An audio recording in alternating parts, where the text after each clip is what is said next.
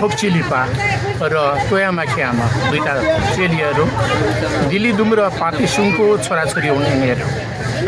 सानै बाल्यकाल हुँदै नै अनि ती बाबुआमाहरू चाहिँ बितिसके पछाडि अनि खानाको खोजी गर्नको लागि तिनै दिदीहरू जाने गर्थे। करिब खाना घोप्टिएछ। घोप्टिसके पछाडि अनि दिदीहरूले अलिकति गाली पनि गरी भोकले थकाइ भइरहेको मान्छे त्यस पछाडि ऊ बेहोस अवस्थामा भएको रहेछ। त दिदीहरूले चाहिँ के खाने भन्दा सायद अब यो धेरै समय पनि खान नपाएको हरेको भएको यो मर्यो क्यारे अब हामी यो ठाउँ हामीलाई थापेन बाउमा पनि बित्यो जाउँ है नानी अब यहाँबाट छोडेर भनेर उनीहरू त्यो घर छोडेर हिँड्छन्। यी तोयामा र खियामाहरूले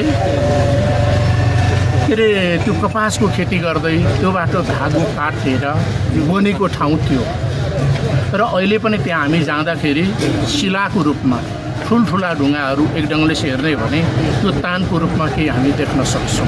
आजभन्दा करिब 7000 वर्ष भन्दाखेरि पनि अझ अगाडिको कुराहरू छ होला जबकि मानव सभ्यताका कुराहरू जङ्गली अवस्थादेखि करिब सिकारी अवस्थातिर आइरहेको अवस्था र त्यो अवस्थादेखि पनि कृषि युगतिर पदार्पण हुने अवस्थाको कुराहरू रहेछ। जब हेछाकुपा अथवा रैछाकुले शिकार खेल्न जाँदाखेरि एकपटक उनले एउटा ढुकुरलाई मारेर चाहिँ लिएर आउँछ।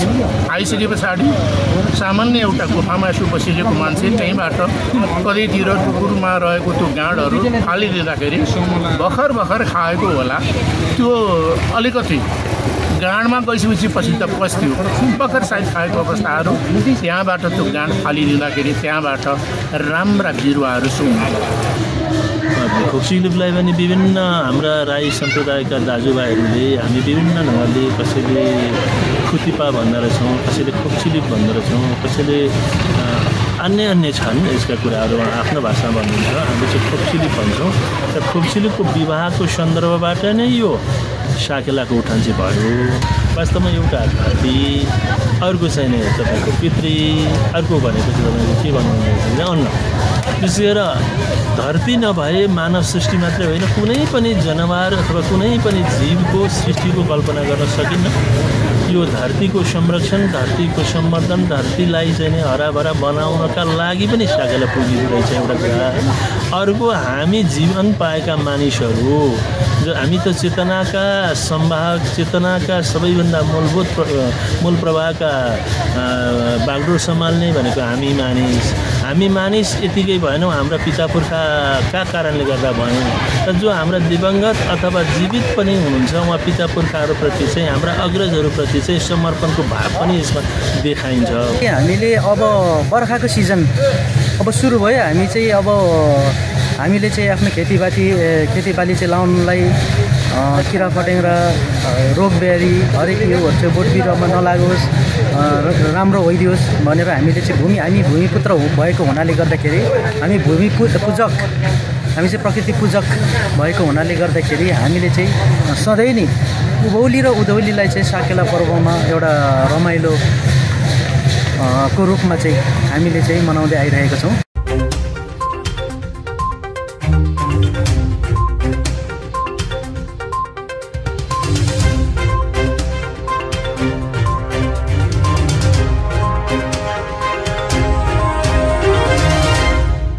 दर्शक महानुहरू नमस्कार। देशको टिममा यहाँलाई हार्दिक स्वागत छ। यति बेला हामी भक्तपुर जिल्ला अन्तर्गत सिरुटारमा भइरहेको किरात राईहरूको बृहत साकेला सिली कार्यक्रममा उपस्थित छौँ।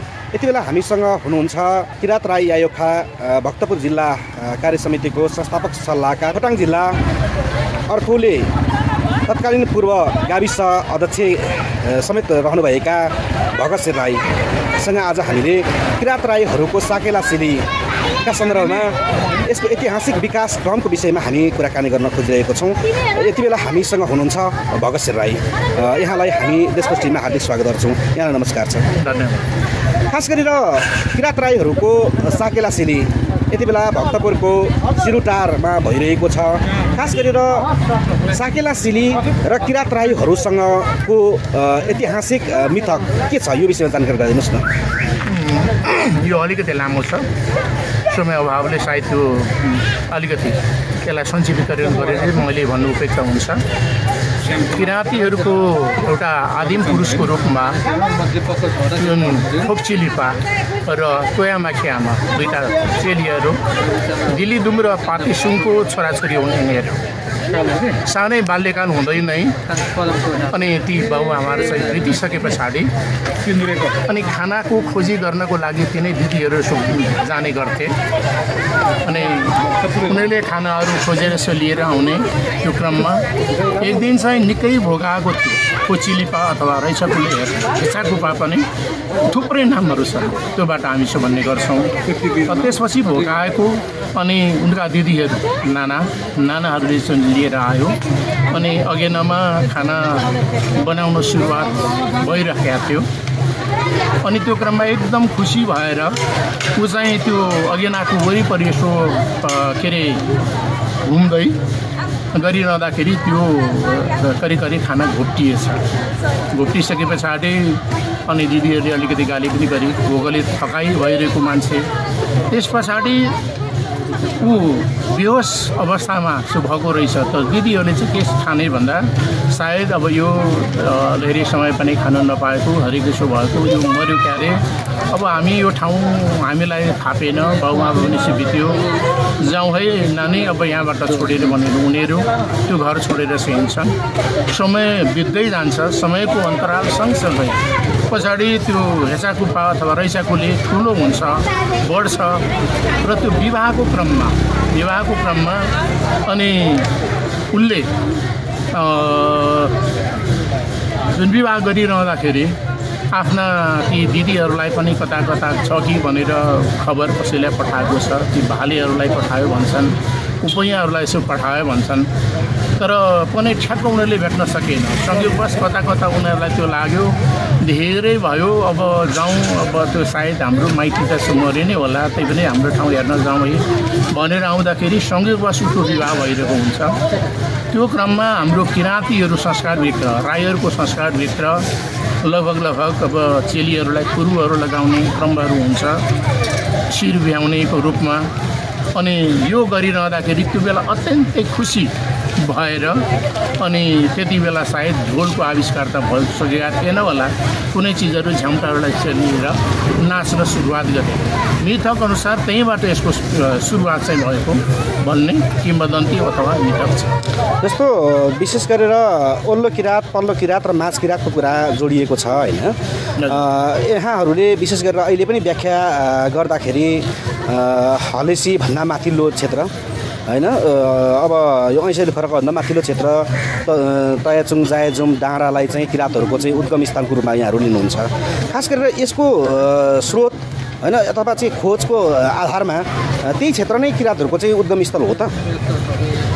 करिब उद्गम स्थल हो भन्न सकिन्छ, किनभने स्रोत के हो त? अहिले पनि जो अब तुवाचुङ जायजुङ संरक्षण समिति यो जुन हलेसी तुवाचुङ नगरपालिका वडा नम्बर 10 मा अवस्थित छ, त्यहाँनिर पछिल्लो क्रमतिर ती तोयामा र खियामाहरूले के अरे त्यो कपासको खेती गर्दै त्योबाट धागो काटेर बोनीको ठाउँ थियो र अहिले पनि त्यहाँ हामी जाँदाखेरि शिलाको रूपमा ठुल्ठुला ढुङ्गाहरू एक ढङ्गले हेर्दै भने त्यो तानको रूपमा केही हामी देख्न सक्छौँ र त्यही ठाउँमा यसो बसोबास गरे भन्ने खालको कुराहरू त्यसरी पनि प्रमाणित रहन्छ। र त्यस पछाडि एक ढङ्गले हेर्ने भने हेचाकुपा अथवा कोक्सिलिपाले त्यो सुनकोशी उसको विवाहको क्रममा जुन अब नागेलुङको छोरी रिबिमालाई जुन उसले विवाह गरेको छ त्यो क्रमतिर पनि तलको दुधकोशीतिर ऊ जाल हान्नु यसो जान्थ्यो र त्यही गर्दाखेरि अब यसको पनि अलिकति लामो छ, कसरी के भयो भन्ने किंवदन्तीहरू त र ती ठाउँहरूमै र हलेसी जुन होलेसुङ पनि हामी यसो भन्ने गर्छौँ र सुरुवाती अवस्थातिर त्यहाँ पनि बसोबास गरेको भन्ने खालका किंवदन्तीहरू पनि आउँछ र त्यो कारणले गर्दाखेरि त्यो उद्गम स्थल अथवा बसोबास गरेको ठाउँ चाहिँ त्यही नै हो भन्ने खालको यी कुराहरूले प्रमाणित गर्छ। यहाँको अध्ययनको स्रोत चाहिँ के हो त? अध्ययनको स्रोतहरूमा त अब लेख्य रूपमा हिजो त हामीसँग केही पनि थिएन र पछिल्लो क्रमहरूतिर चाहिँ धेरै अब अलिकति योसँग अलिकति सम्बन्ध अथवा आबद्ध भएको र अनुसन्धान गर्ने खालका अरूले पनि त्यो एकले अर्कालाई भन्दै सुन्दै आएका जुन कुराहरू होइन त्यो एउटा पुस्तादेखि अर्को पुस्तामा पुस्तान्तरण हुँदै आयो र पछिल्लो क्रममा चाहिँ ती कुराहरू चाहिँ अहिले एक ढङ्गले हेर्ने भने तुवाचुङ जायन्जोङ संरक्षण समितिको स्मारिकाहरू पनि हामीले निकालेका छौँ। पछिल्लो पटक आउँदाखेरि चाहिँ केवल त्यो राईहरूको मात्रै नभइकन त्यहाँ थुप्रै अन्य किराँती जातिहरूभित्रको लिम्बूहरूले के भन्छन्, याखाहरूले के भन्छन्, सुनारहरूले के भन्छन् भनेर चाहिँ लिएर हेर्ने हो भने पनि लगभग केही त्यो लेखाइको रूपमा केही फरक भए तापनि उद्गम स्थल चाहिँ कमसेकम त्यो हो भन्ने खालको कुराहरूमा चाहिँ सबैको सहमत छ। यहाँहरूको विशेष गरेर आदिवासी जनजातिहरू हामी भूमिपुत्र भन्ने कुरा मैले अगाडि पनि जोडेँ होइन। जस्तो साकेला सिलीहरूमा विभिन्न किसिमका सिलीहरू हुन्छन् भन्ने छ होइन। यो चाहिँ एक खालको रमझम अथवा रमाइलो मात्रै हो या चाहिँ योसँग कुनै ऐतिहासिक प्रमाणहरू छन् अथवा यो जोडिएको कुरा के छ अलिकति बताइदिनुहोस् न। अब किराँतीहरू आदिवासी जनजाति अथवा भूमिपुत्र हुन् भन्ने खालको क्रममा चाहिँ के हो भन्दाखेरि यो हाम्रा मिथकबाटै आउँछ। यो लगभग आजभन्दा करिब 7000 वर्षभन्दाखेरि पनि अझ अगाडिको कुराहरू छ होला, जबकि मानव सभ्यताका कुराहरू जङ्गली अवस्थादेखि करिब सिकारी अवस्थातिर आइरहेको अवस्था र त्यो अवस्थादेखि पनि कृषि युगतिर पदार्पण हुने अवस्थाको कुराहरू रहेछ। जब हेछाकुपा अथवा रैछाकुले शिकार खेल्न जाँदाखेरि एकपटक उनले एउटा ढुकुरलाई मारेर चाहिँ लिएर आउँछ। आइसके पछाडि सामान्य एउटा गुफामा यसो बसिरहेको मान्छे त्यहीँबाट कतैतिर ढुकुरमा रहेको त्यो गाँडहरू फालिदिँदाखेरि भर्खर खाएको होला, त्यो अलिकति गाँडमा गइसकेपछि पछि त पस्थ्यो, भर्खर सायद खाएको अवस्थाहरू त्यहाँबाट त्यो गाँड फालिदिँदाखेरि त्यहाँबाट राम्रा बिरुवाहरू सुन्नु। ओहो यो त अत्यन्तै राम्रो खालको छ के हो भनेर उसले संरक्षण गर्दै आयो। पछाडि त्यो फुल्यो, पछाडि फल्यो, फलिसके पछाडि उसले सोच्यो कि यो ढुकुरले खाएको चिज यो खाँदाखेरि मरेन भने त्यो त खाने चिज रहेछ, हामी नै मर्दैनौँ भन्ने उसलाई लागिसकेपछि उसले पनि त्यसलाई निकाल्यो, उसले खायो। खाइसके पछाडि केही बिउहरू बिजनेसो गर्दै त्यहाँबाट यो कृषि युगको सिकारी युगबाट कृषि युगको प्रारम्भ भएको भन्ने पनि देखिन्छ। र भूमि त अब एक ढङ्गले चाहिँ हेर्ने भने हामीले यसो मान्छौँ, सबैले मान्यो भने हाम्रो खाद्य पदार्थहरू यही भूमिबाट हामी उत्पादन चाहिँ गर्छौँ। त्यस कारणले पछाडि अनि त्योमा पनि अर्को मिथक आउँछ, कुनै बाली नालीहरू हुनसक्छ, वैज्ञानिक हिसाबले त्यसको अर्को अर्थ पनि लाग्न सक्छ, बढी खाएर डाइजेस्ट नभएर पनि यसो होला। तर त्यो बेला के रह्यो भन्दाखेरि त्यो अन्नहरू हामीले त आफ्नो देवतालाई नचढाइकन खाएको कारणले गर्दाखेरि पो यो यस्तो भयो कि भन्ने ढङ्गले त्यस पछाडि त्यो भूमिको पूजा गर्ने अनि त्यो सिकारीहरूको यसो पूजा गर्ने उनीहरूको भागहरू छुट्याउने खालको क्रमहरू पनि कमसेकम त्यो बेला हेछाकुप्पाहरूले नि यसो गर्दै आएको जस्तो पाइन्छ। त्यस कारणले हामी त उनलाई एउटा आदिम पुरुष हाम्रा पुर्खाहरूमध्येको भनेर पनि मान्छौँ र त्यही बेलादेखि नै त्यहाँ अब अरू त्यो प्राप्त भएको अब जुन अन्नहरू छन् त्यसको खेती गर्दै गइयो। अघि नै मैले यसो भने जुन कपास खेती गरेर गरेका कुराहरू पछिल्लो क्रमतिर कपडाको आविष्कार पनि तुयामा र खेमाहरूले कपडा चाहिँ कपासको धागो काटेर बनाएको कुराहरू पनि आउँछ। त्यही त अब जस्तो पछिल्लो समयमा साकेला सिलीको मैले अलिकति प्रसङ्ग जोडेँ। साकेला सिली भनिन्छ धेरै त रमाइलोमा होइन, रमझममा मनोरञ्जनको लागि चाहिँ साकेला सिलीलाई लिइरहेको देखिन्छ। यसको ऐतिहासिक सांस्कृतिक चाहिँ विकासक्रम कसरी भयो, साकेला सिलीहरू कति किसिमका छन्, यी सिलीहरू कसरी नाचिन्छन्? अब यो चाहिँ के हो भन्दाखेरि अघि मैले तपाईँलाई यसो सुरुमा पनि यसो भने त्यो बेलाको सिली यसो माने, तर पछाडि जब किराँतीहरूले भूमिको पूजा गर्दै अथवा भूमिपुत्रहरू सो भन्नुभयो त यो भूमिहरूलाई आवाज खनानी गरेर खेतीपातीको सुरुवात गर्ने जातिहरू पनि किराँती नै हो र यसरी चाहिँ यसो खेतीपातीहरू सो गर्दै यसो आउने खालका जुन क्रमहरू छन्। त्यस पछाडि चाहिँ यसो अन्य जुन कपडाको कुराहरू पनि मैले यसो भनिसकेको छु र यिनै यसो हुँदै आउँदाखेरि अब अन्य पछाडिको धेरै थुप्रै जुन विकासका क्रमहरू पनि छन् र त्यो बेला चाहिँ जुन यहाँले यसो सोध्नुभयो सिलीहरू कति प्रकारका हुन्छन् भन्ने खालका कुराहरू र हिजोको त्यो मानव प्रारम्भको युगहरूमा कसरी नाच्ने के गर्ने भन्ने खालको कुराहरू पनि थिएन। त्यति बेला ती चराचुरुङ्गीहरू ती जनावरहरूले कसरी गर्छन् त्यो हाउभाउहरू नै कता कता गरिरहेछ। र जो खेतीपाती गर्दाखेरि कुन ढङ्गले अब कोदालो यसो चलाइन्छ अनि कसरी चाहिँ यसो अन्नहरू चाहिँ यसो रोप्ने बिउहरू कसरी छर्ने भन्ने खालका कुरासँग पनि जोडिन्छ। जस्तो चाचुवा सिल्ली भन्ने हो भने त्यो खेतीपातीसँग सम्बन्धित कुराहरू आउँछ। खेतीहरू चाहिँ यसो अब खनजोत गर्नेदेखि लगेर रोप्ने गोड्ने काट्ने निफन्नेदेखि लगेर यी खालका कुराहरू आयो भने जङ्गली जनावरहरूको त्यो चाप्चासेली बर्पासिली भनेर हामी चाहिँ भन्ने गर्छौँ। बर्पाहरू चाहिँ भनेको भालु र चाप्चा भनेको चाहिँ चाभा अथवा चाभा भनिन्छ। त्यो भनेको चाहिँ के अरे बाघ र अनि त्यो अहिले त कसैले कुङ्केरा सेली पनि भन्छन्, काराङकुरुङ भन्ने गर्छन्। ती काराङकुरुङहरू के अरे समयको परिवर्तनसँगै जाडो र गर्मी हुने क्रममा जब गर्मीहरू चढ्छ त्यति बेला यी काराङकुरुङहरू पनि तल मधेसी बेल्टबाट हिमाली बेल्टतिर यसो जाने अनि जब के अरे जाडो सुरुवात हुन्छ त्यस पछाडि गर्मी अथवा मधेस तराईतिर यसो जाने त्यो बेला उनीहरू उडिरहेको दृश्यहरू। त्यसै गरेर तपाईँको भन्ने हो भने त्यो झिँगालाई चाहिँ खासीमा हामी खासीमा भन्छौँ चाम्लीहरूले, यी खासीमा सिलीहरू पनि अहिले पनि त्यहाँ भर्खर नाचिरहेको पनि हामीले देखेका छौँ। र अन्य ती विविध अब जनावरहरू चराचुरुङ्गीहरू पनि यसो गर्ने त्यो कसरी चाहिँ गर्थ्यो त्यसैको अनुकरण गरेर नाचिएको सिल्ली रहेछ।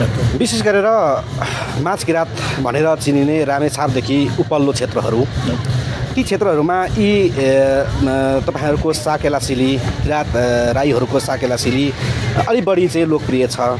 यति बेला यहाँहरू उपत्यकामा पनि यो सिलीलाई अथवा यो साकेलालाई व्यवस्थित हिसाबले चाहिँ सञ्चालन गर्नको लागि लागिरहनु भएको छ। यसलाई व्यवस्थित र एउटा मूलधारमा ल्याउनको लागि यहाँहरूको रणनीतिक योजना के छ, यो विषयमा जानकारी गरिदिनुहोस् न। भन्ने गर्छन् तपाईँको भाषा रहेन भने संस्कार संस्कृति रहेन भने जातीय अस्तित्वहरू नै भेटिन्छ अरे। मलाई जस्तै एक ढङ्गले हेर्ने भने यी आदिवासी जनजातिहरू एक ढङ्गले चाहिँ हेर्ने भने राज्यको मूल प्रभावबाट विस्थापित भएका जातिहरू हुन्। त्यही कारणले पनि अहिले हाम्रो एउटा भाषा संस्कार संस्कृतिको पनि जगेर्ना गर्दै जानुपर्छ भन्ने खालको क्रम पनि सो हो।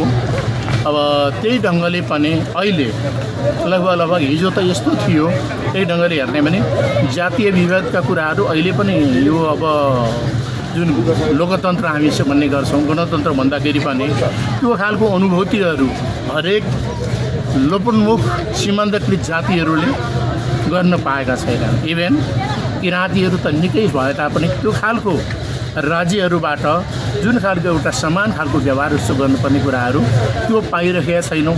त्यो कारणले गर्दाखेरि पनि हामीहरू आफ्नो एउटा संस्कारहरू जोगाउने क्रम मात्रै नभइकन कमसेकम राज्यहरूबाट पनि हाम्रो एउटा शक्ति प्रदर्शन गर्दै केही मागहरू गर्नुपर्छ भन्ने ढङ्गले पनि अहिले विविध सङ्घ संस्थाहरू जस्तो किराँत राई आखाहरू छन्, किराँतीहरूको लिम्बूहरूको आफ्नै खालको र तपाईँको अब सुनुवार र अरू जातिहरूको आफ्ना आफ्नै छ।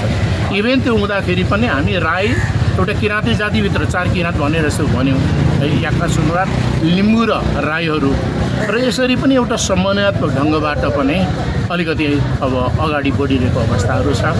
किनभने एउटा राज्यले राज्यभित्र रहेका हरेक जात जातिहरूलाई समान खालको व्यवहार र समान खालको अधिकार र एउटा अवसरहरू मात्रै दिनुपर्छ भन्ने खालको क्रममा पनि यसलाई एउटा हाम्रो परम्परा संस्कार संस्कृतिसँग जोडिएको कुरो त भयो, इभेन पनि एकताको ढङ्गले पनि अगाडि जानुपर्छ भन्ने ढङ्गबाट पनि अगाडि गइरहेको मैले बुझ्छु।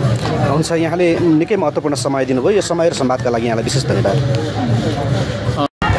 त्यही सन्दर्भमा हामी यति बेला दिक्तेल बहुमुखी क्याम्पसका पूर्व क्याम्पस प्रमुख डाक्टर सुकराज राईसँग हामीले किराँत राईहरूको मुन्धुम, विशेष गरेर थुलुङ राईहरूको मुन्धुम र साकेला सिलीसँगको सम्बन्ध के छ यो विषयमा हामीले जान्न खोजिरहेको छौँ। यति बेला डाक्टर साहब यहाँलाई देशको टिममा हार्दिक स्वागत छ। नमस्कार।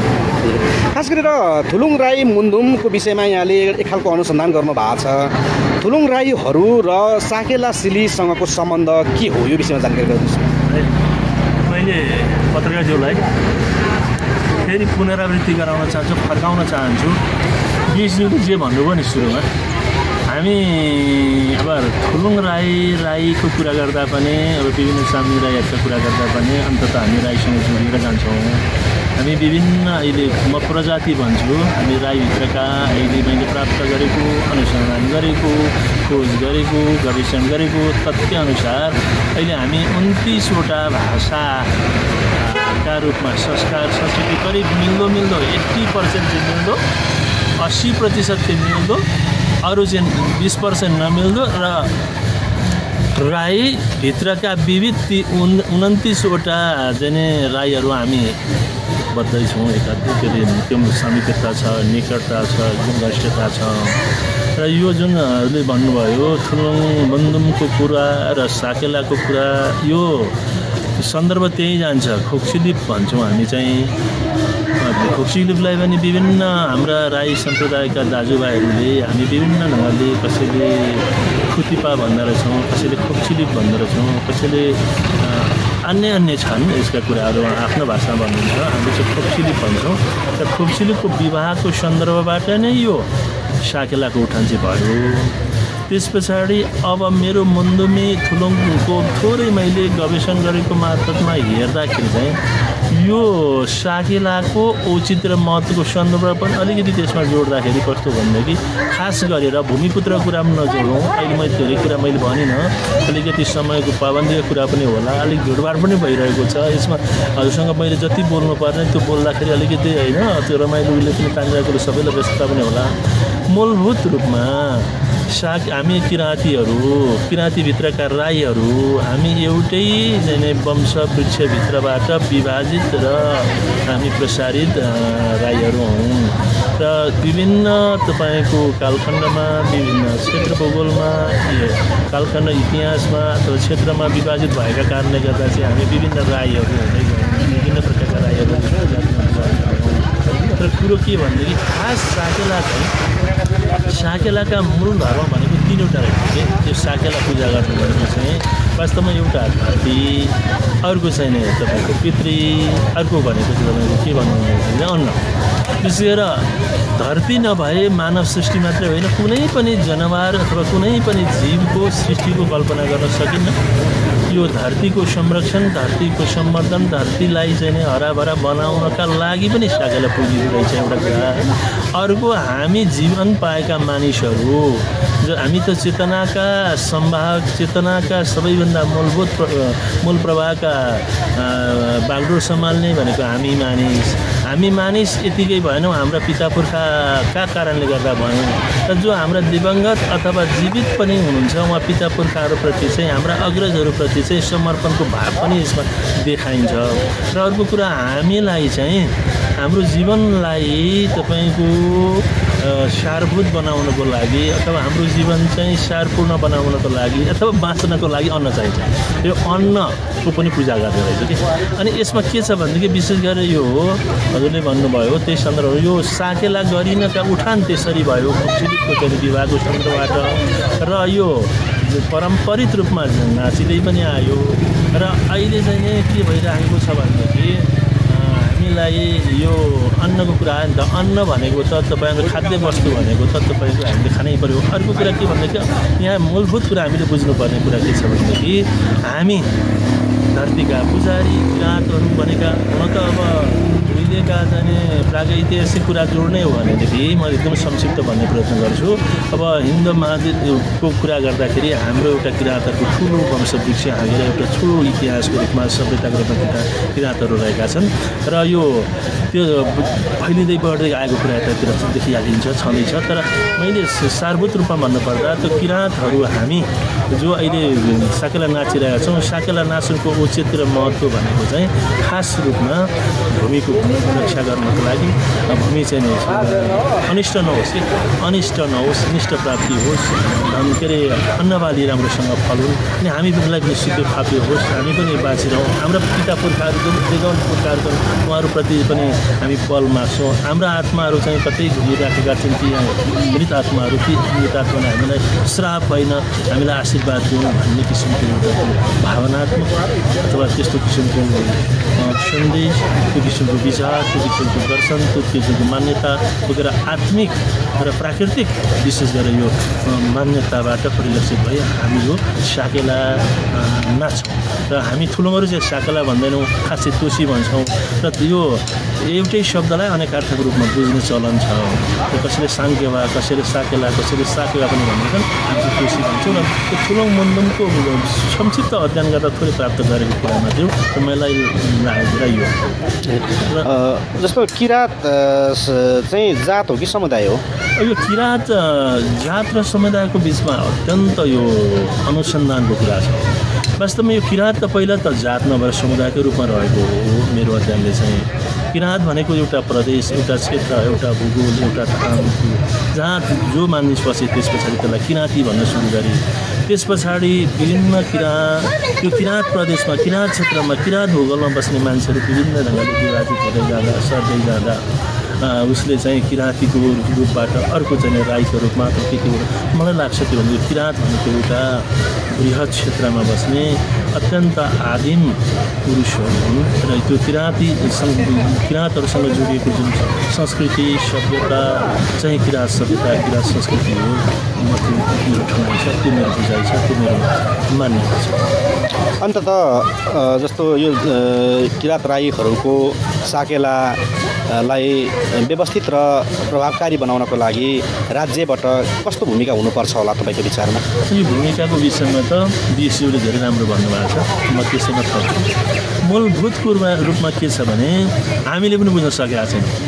साकेलालाई खालि हामी रमाइलो मात्रै भन्छौँ कि त्यो रमाइलो मात्रै भयो र एउटा क्रेज चाहिँ बढेको छ कि युवाहरूमा चाहिँ साकेला छ है भनेपछि कुनै ठाउँ यहाँ मात्रै होइन, खोटाङबाट यहाँ उपत्यका छिरेका मात्रै राईहरू होइनन् कि जहाँ सुकेका राईहरू पनि के गर्छन् भन्दै साकेला भने क्रेज बढेको छ।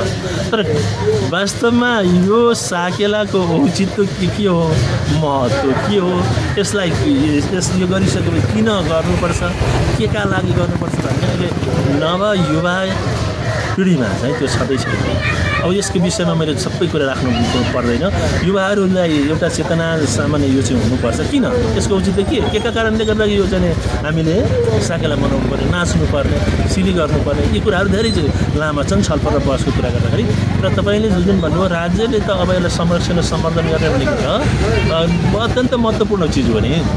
नेपालमा विविध भाषा भाषी संस्कार संस्कृति भएका संविधानमा उल्लेख भएको छ नि, अनेकताका बिचमा एकता होइन संविधानले छ। हरेक जनजाति बहुभाषी बहुसांस्कृतिक बहुभौगोलिक भनेर भनेको छ। अब विविध भूगोल विविध संस्कार संस्कृतिभित्र एकीकृत रूपमा बसेको नेपाल र नेपाली हामी बिचमा धार्मिक के अरे हाम्रो धार्मिक सांस्कृतिक जातीय सबै कुरा सहिष्णुता हुनु त एकातिर आवश्यक छँदैछ। र राज्यले अब 22 भएर काम गर्यो भनेर अब तुरुन्तै भनिहाल्न सक्दिनँ। तर जति नै एउटा ब्राह्मणको देवाली बनाउन जति सजिलो हुन्छ नि, हामीलाई पनि देवाली घर बनाउनु है सर, देवाली बनाउनु भने देवाली घर बनाउनु जति सजिलो भइरहेछ नि राज्यबाट। तर हामीलाई चाहिँ वास्तवमा एउटा हामी ठुलो गर्ने तोसीको मन छ, त्यहाँ हाम्रा बन्धुमित हामीहरू बस्ने एउटा घर, हाम्रो पूजा घर भनौँ, त्यो साकेला गर्ने अथवा तोसी गर्ने घर बनाउन हामीलाई निकै कठिन भइरहेको छ। राज्यले बजेट छुट्याउने, त्यसका मतलब समानुपातिक ढङ्गले विभिन्न स्थानीय निकायदेखि प्रदेश सरकारदेखि लिएर माथि सङ्घका सरकारले समानुपातिक ढङ्गले लडेर होइन कि हामी मिलेर हामीलाई सरकारले हाम्रो निश्चित उद्देश्य छन् जनजाति पिछडेका दलितका कुराहरू भयो, जनजातिका होइन लगायतलाई संरक्षण गर्नुपर्छ, सम्वर्धन गर्नुपर्छ। उनीहरूको विकास बिना देशको विकास सम्भव छैन भनेर जुन जो गरिन्छ त्यो छैन। र राज्यको दृष्टि, अब राज्य भनेको के, राज्य भनेको त एउटा अमूर्त चिज हो, अमोघ चिज हो। त्यसलाई चाहिँ भन्नाले विशेष ती परिचालन गर्ने ती क्षेत्रमा बस्ने मान्छेहरूलाई हामीले सचेतना अथवा सचेत गराउने हामी पनि एकता सचेत हुन पर्यो। हामीले मलाई भनौँ न भोक लागेको छैन भने त म भात खान्छु भनिँदैन नि हामी जब चाहिँ नि भोक लागेका छौँ हामीलाई भनिदियो म भात खान्छु भने हामी अलिक एग्रेसिभली भन्दा पनि हामी स्वाभाविक र सहज ढङ्गले हाम्रो पनि भाषा हाम्रो पनि संस्कार हाम्रो पनि संस्कृति जुन संविधानमा उल्लेख भएमा जुन संरक्षण नभइरहेको छ विकास नभइरहेको छ सम्वर्धन नभइरहेको छ समृद्धिको दिशातिर गइरहेको छ यसलाई समृद्धि विकासतिर लैजानु पर्यो भनेर पनि हामीले यहाँतिर भन्नु पऱ्यो र हामी बिचमा एकीकृत भावना पनि हुनुपर्छ राईहरू बिचमा पनि र यो के मूलभूत रूपमा के छ भने हाम्रो राईहरूको विकास हो नि त्यो हामी मैले अलिक लामो बोलेँ होला विकास र समृद्धिको कुरा आउँथे तर मूलभूत रूपमा हामीलाई जाति राई जातिभित्रै पनि अहिले अद्यावधि क्या भनौँ अहिलेको वर्तमानको सन्दर्भमा 29 प्रजातिका राई हुनुको कारणले गर्दा चामलिङ थोलुङ खालेङ बान्तवा आदि इत्यादि गरेर त्यसले गर्दाखेरि चामलिङको हो यो चामलिङ राईको हो यो थुलुङ राईको अझै पनि चामलिङैभित्र पनि अथवा थुलुङैभित्र पनि हामी थुलुङ राई हौँ भन्ने छन् कता कतै हामी थुलुङ मात्रै भन्छ यी विभेदीकरणको नीति अथवा फुटाउ र शासन गर्ने भन्ने एउटा जुन उक्तिका कारण जस्तै पनि भएको छ हुन त कहाँबाट कसरी परिचालन भयो हामी के हौँ को हौँ भन्ने कुरा खास हामीलाई पनि पहिचान हुन नसक्नु र हाम्रा किराँत राई पिएसयुले भन्नु जस्तो किराँत राई खाएको जुन सबल नेतृत्व पनि नहोला हामीलाई लिड गर्ने हामीलाई डोर्याउने हामीलाई बाटो देखाउने भए संस्थाको रूपमा अथवा हामीलाई चाहिँ हाम्रो मियोको रूपमा त त्यो संस्था हो त्यो संस्थाले पनि यस्ता कुराहरू चाहिँ गएको अवस्थामा छैन तर अब नीति चाहिँ बनेको छ कुराहरू विभिन्न जनजाति आएको कुरा महिला आएका कुरा छन् अब हाम्रो सोधेको युगमा अभाव होला हामीलाई ज्ञान त्यो नीति र निर्देशनका कुराहरू पनि हामीले कति फलो गर्न नसकेको हामीले पचाउनुको कुरा हो र यसलाई संरक्षण गर्नको लागि चाहिँ वास्तवमा तपाईँहरू जस्तै पत्रकार चाहिन्छ म त त्यही भन्छु तपाईँहरूले भनिदिनु पऱ्यो यी राईहरू त यस्ता भएर छन् नि त संविधानमा यस्तो छैन उस्तो छ बोलिदिनु पऱ्यो बिचरा निम्चहरू छन् देवाली घर बनाउन जति सजिलो छ अरे तोसीरुम बनाउन चाहिँ एउटा साकेला घर बनाउन चाहिँ राईहरूलाई बडो गाह्रो छ अरे भनेर अरूले भनिदिनु पऱ्यो त्यो भन्दा नीति त्यही नै भन्छ म त यही आग्रह गर्छु हुन्छ डाक्टर साहब यहाँले निकै महत्त्वपूर्ण समय दिनुभयो र संवादका लागि यहाँलाई विशेष धन्यवाद यहाँलाई पनि मेरो पुरै पनि धन्यवाद यति बेला हामीसँग हुनुहुन्छ किराँत राई आयोगका भक्तपुर जिल्ला अन्तर्गत इकाइ कमिटीका अध्यक्ष विनोद राई हुनुहुन्छ यहाँसँग हामीले खास गरेर किराँत राईहरूको यति बेला साकेला सिली यो उधौली के उभौली हुन्छ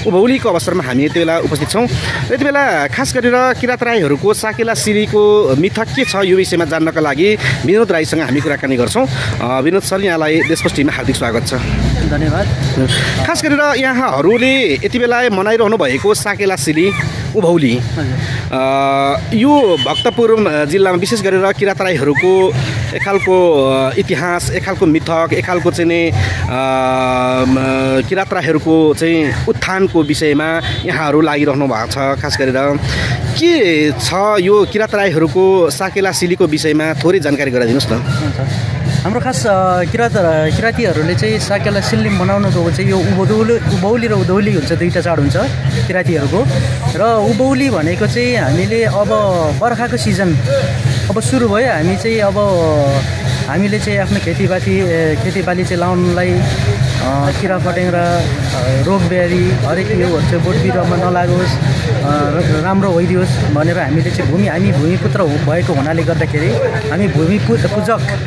हामी चाहिँ प्रकृति पूजक भएको हुनाले गर्दाखेरि हामीले चाहिँ सधैँ नै उभौली र उधौलीलाई चाहिँ साकेला पर्वमा एउटा रमाइलो को रूपमा चाहिँ हामीले चाहिँ मनाउँदै आइरहेका छौँ हामी किराँतीहरूले जस्तै अब उभौली त अब हामी अब यसरी मनाइसकेपछि हामी त्यसपछि खेतीबाली लाउनतिर हामी व्यस्त हुन्छौँ त्यसपछि अनि फेरि हाम्रो उधौलीको चाड सुरु हुन्छ हाम्रो किराँतको नियम भनेर भन्नु न फेरि उधौली सुरु हुन्छ उधौली चाहिँ हाम्रो चाहिँ अब फेरि हामीले यसै गरी नै हामीले चाहिँ हाम्रो पिता पुर्खाहरूदेखिको लिएर हामीले अब प्रकृतिको सबैलाई चाहिँ हामीले सुनाउँदै ल है हामीले लगाएको अन्न बाली अब हामी यसरी उठाउँदैछौँ राम्रो भयो सक्सेस भएको छ त्यसले गर्दाखेरिमा चाहिँ हामीले जति लगाएको थियौँ त्यो राम्रो उत्पादन भएको छ त्यसले गर्दाखेरि हामी फेरि आज खुसियालीमा चाहिँ हामीले हजुरहरूलाई चाहिँ भूमिलाई चाहिँ हामीले प्रकृतिलाई चाहिँ हामीले चाहिँ सुनाउँदै अनि फेरि हामी साकेला रमाउने त्यसरी नाच्ने चाहिँ गर्दछौँ। जस्तो यहाँहरू त भूमिपुत्र हुनुभयो, एक खालको चाहिँ हामी आदिवासी हो भनेर यहाँहरूको चाहिँ खास गरेर मूल नाराको रूपमा पनि यहाँले लिनु भएको छ होइन। जस्तो यति बेला ढोल झ्याम्टाको पनि एक खालको चाहिँ नि यसको कुनै न कुनै होइन मिथक होला होइन। ढोल झ्याम्टा बजाएर नै किन नाचिन्छ त साकेला सेलीमा? अब त्यो चाहिँ विशेष रूपमा मलाई सबै जानकारी नभए तापनि अब हामीले परापूर्व कालमा चाहिँ अब अहिले त केही सुधारिएर आएको हुनसक्छ सायद यो ढोल झ्याम्टा होइन, तर पनि अब त्यो ताका चाहिँ अब सायद पिता पुर्खाहरूले होइन यस्तै अब रुखको एउटा चाहिँ खोपेर बनाइएको बाजाहरूलाई नै चाहिँ विशेष मानेर चाहिँ बजाउँदै आएको हुनाले गर्दाखेरि नै सायद होला अहिलेसम्म हामीले चाहिँ यो ढोल अनि झ्याम्टा चाहिँ अब यसरी नै चाहिँ यसलाई लिएर चाहिँ हामी यसैलाई चाहिँ हामीले एउटा बाजाको रूपमा लिएर चाहिँ बजाउँदै हामी चाहिँ रमाउँदै नाच्दै आइरहेको छौँ जस्तो लाग्छ।